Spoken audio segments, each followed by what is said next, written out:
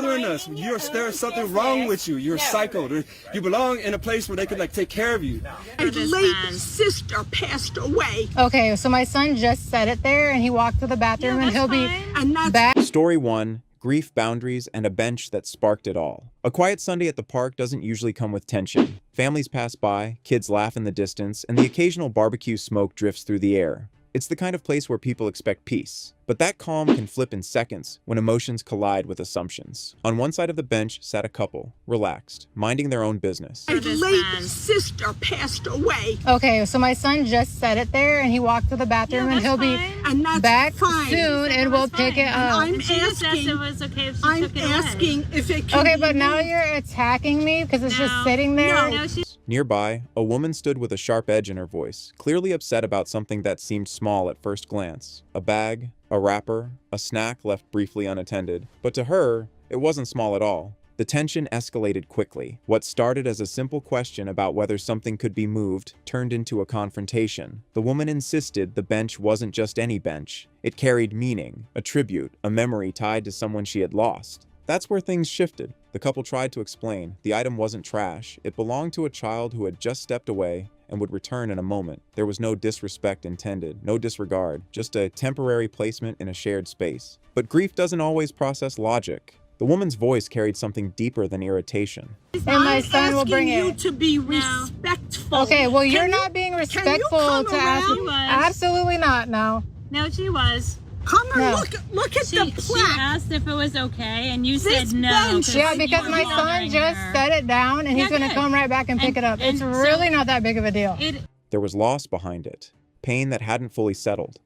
The bench, with its plaque and memory, had become something more than public property in her mind. It had become personal ground. Still, the situation didn't justify the escalation. Another voice entered the exchange, trying to mediate. Calm, measured, pointing out what was obvious to everyone else. This was a public park. No one owned the bench. Respect went both ways. A simple request didn't need to turn into accusations. But by then, emotions had already taken over. The conversation drifted into territory that had nothing to do with snacks or space. Personal loss was brought up. Comparisons were made.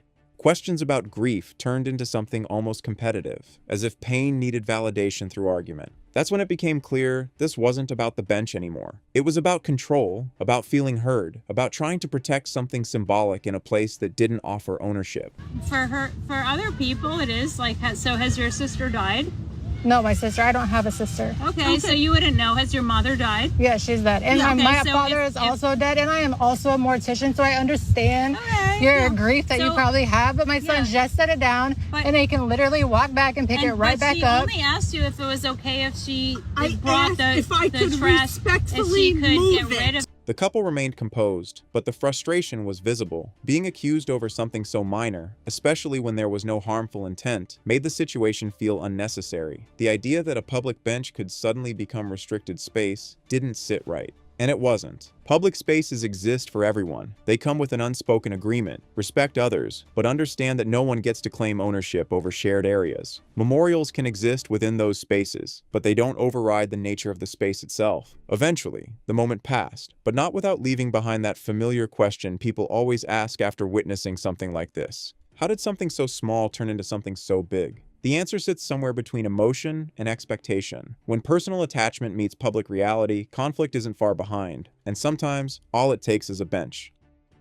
The silent protest at the fountain. The central fountain was usually the most peaceful spot in the city park. It was a place for reading, meditation, or simply watching the water cycle through its rhythmic patterns. One afternoon, an elderly man sat on the stone rim of the fountain, his eyes closed as he listened to the splash of the water. Nearby, a young woman set up her art easel, carefully positioning her supplies to catch the late afternoon light. The tension began when the woman realized the man's jacket was draped over the edge of the fountain, partially blocking the view she needed for her sketch. You don't expect an argument this heated as you're chilling out on a park bench. And my son will bring I'm asking you it. to be respectful. Okay. Parks all over the world honor loved ones with plaques like this. This one's dedicated to Jennifer. But here's the thing, you can honor a loved one, but that doesn't mean you actually own the bench. She approached him, assuming he was merely resting, and politely asked if he could move his coat a few inches to the left. The man didn't just move the coat. He reacted as if the request itself was an intrusion. He explained that he wasn't just resting, he was participating in a silent vigil. That specific spot, he insisted, was where he and his wife had shared their first date 40 years ago, and he had come there every anniversary since to sit exactly where they had sat. She donated money to put a plaque on the bench where she acted like she owned the whole bench. Mom Lindsay Capayao found herself in a nasty confrontation in Sarasota, Florida. These ladies were getting in Lindsay's face because her kids' snacks were strewn about the bench. I don't want trash next to my sister's. To the woman, this was a misunderstanding of public utility. She apologized for the intrusion, but she also pointed out that she had been there for 20 minutes without realizing his attachment to the spot. The man, however, seemed unable to separate his personal memory from the immediate reality of her presence. He felt that his quiet ritual was being encroached upon, while the artist felt that his emotional connection was being used as an excuse to claim exclusive rights to a communal area. As they argued, the atmosphere of the park shifted. Other visitors began to notice the standoff, and the quiet rhythm of the fountain was replaced by the uncomfortable hum of their disagreement. That's right, this bench has a plaque dedicated to this woman's sister who passed away 2 years ago. Now you're cussing at me?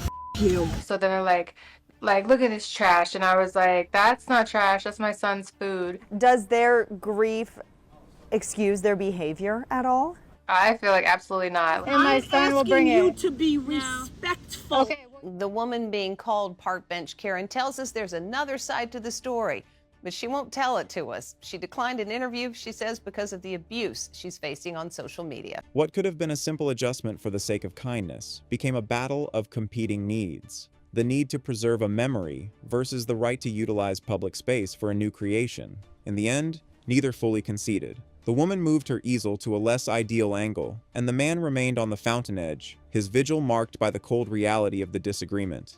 It served as a reminder of how quickly our personal worlds can collide in shared spaces, and how difficult it is to balance the sanctity of our own memories with the reality that we are all, at the end of the day, just sharing the same view. Story 3. When a workout turns into a war of words.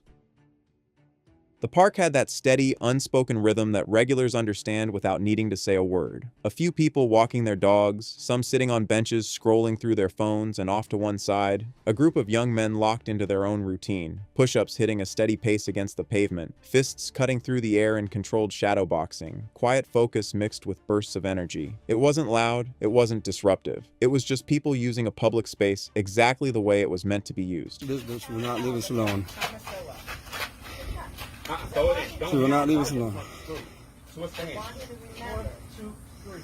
He's trying to chill, trying to work out. Nah, I can't vote. I killed 3 guys. No cap. I was 13 when I did.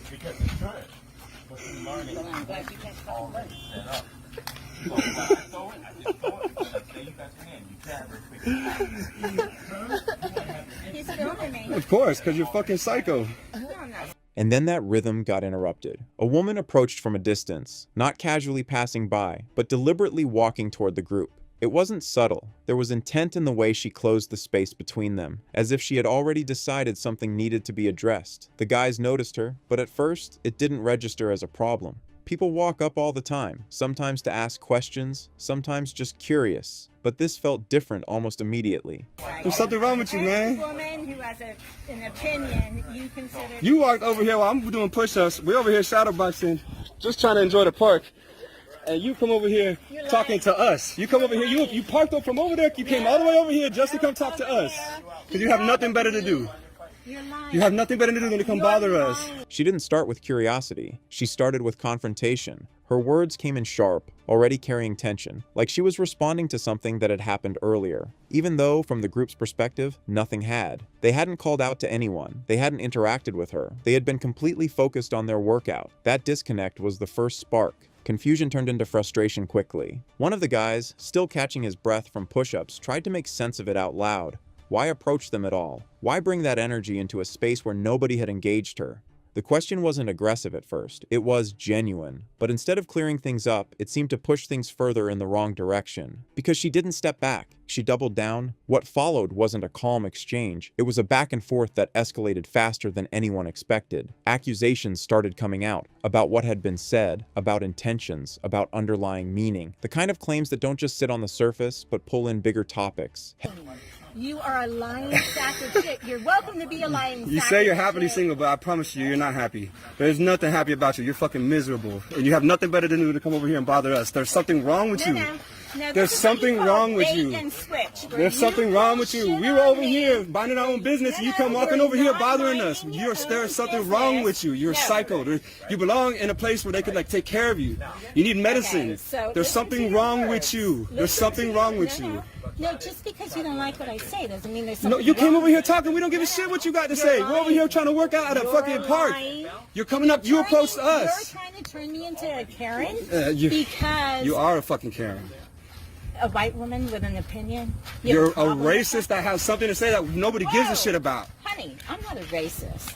I said all lives matter when you guys screamed at me that black lives matter. And I said all lives matter. It doesn't make me a racist. And you have been sexist and you have been racist nonstop. You are the racist. There's something wrong with you. You need help. There's something wrong with you and you need help. You have crazy all in your eyes, yo. That shit is there. Like there's crazy all in your fucking eyes. Heavier implications. Suddenly, it wasn't about a moment in the park anymore. It was about perception, identity, and who was being wronged. The group pushed back, now clearly irritated. From their perspective, this wasn't just random, it felt targeted. Being approached out of nowhere and then labeled, challenged, and pulled into an argument they never asked for created a kind of frustration that builds fast. Their tone changed, still defensive but sharper now. Less about understanding, more about setting boundaries. They made one thing clear again and again. Nobody had invited this interaction. Nobody had said anything to her before she walked over. Everything that was happening now started with her decision to engage. But she saw it differently. You are fucking psycho, yo. You're psycho. You're psycho. Thank you for that. Shout out to all my white people out there. All the sane white people. Latino dude causing the problems here, not the two black dudes. It's that dude there and it's this dude pulling shit because he's got issues. I think someone's trying to break in your car. You might go look. He was raised wrong. There's something fucking wrong with you, yo. You need medicine. You need to go back to the place where the people can take care of you. Do you feel better? Is this how your parents raised you? You came over here talking to us. I was minding my own business. There's something wrong with you. There is something fucking wrong with you, man. You're lying. You're switching bait, lying.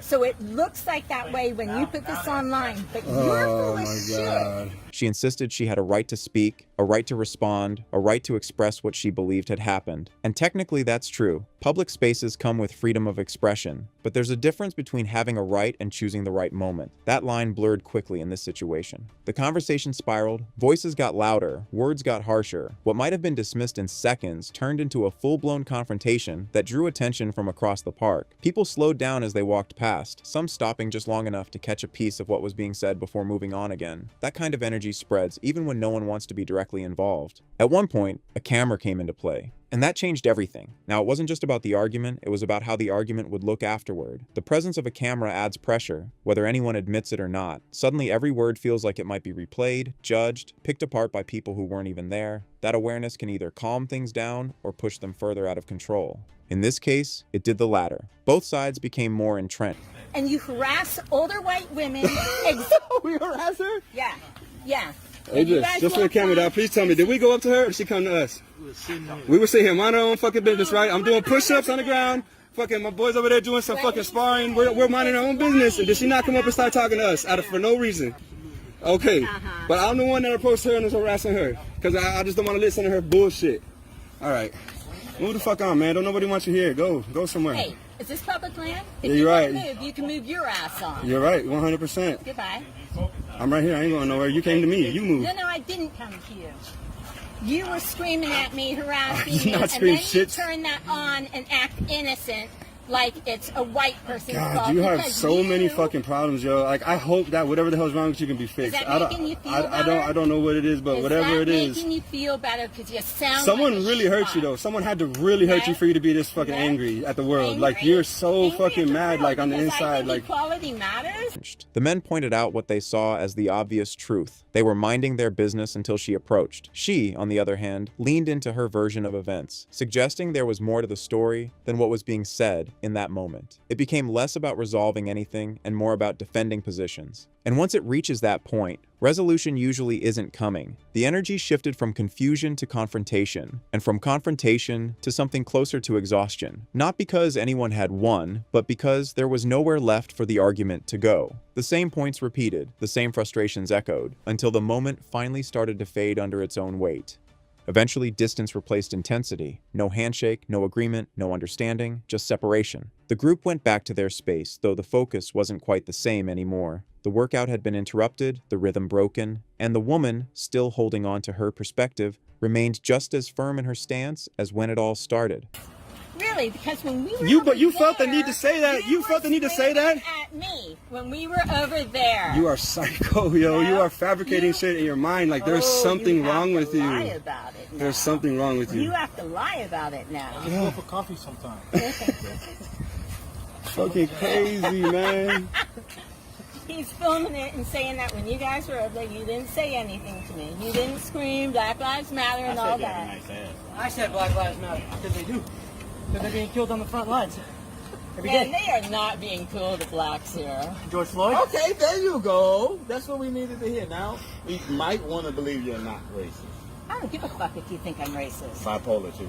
Definitely, I'll tell you. You just snap like that. You know, excuse me, to have an opinion on one thing is fine. To be able to switch to answer the other question is fine too, and it doesn't mean bipolar, but you go there because I know you it's have okay. to feel okay about yourself. It's okay. It's okay. You know, I figured out. You Hey, have listen, to feel. I've studied Put psychology. down white. So you were like I'm that. half white. You're so stupid. My mother's white. That's how dumb you are. No. That's how fucking stupid you are. Wait, hold on, No, Sheriff. That is how Wait, stupid stop, you stop. are. What stood out most wasn't just the argument itself, but how easily it began. A single decision to approach, a single assumption, a single moment where walking past could have kept everything exactly as it was. Instead, that choice turned an ordinary park scene into something charged, uncomfortable, and completely unnecessary. And that's the part that lingers, not the words, not the volume, but how quickly a normal moment can unravel when boundaries aren't recognized, and when people forget that sometimes the best move in a shared space is simply to let others be. Situations like these keep happening in everyday spaces, and they all share one thing in common. A simple moment turns complicated when boundaries, emotions, and assumptions collide.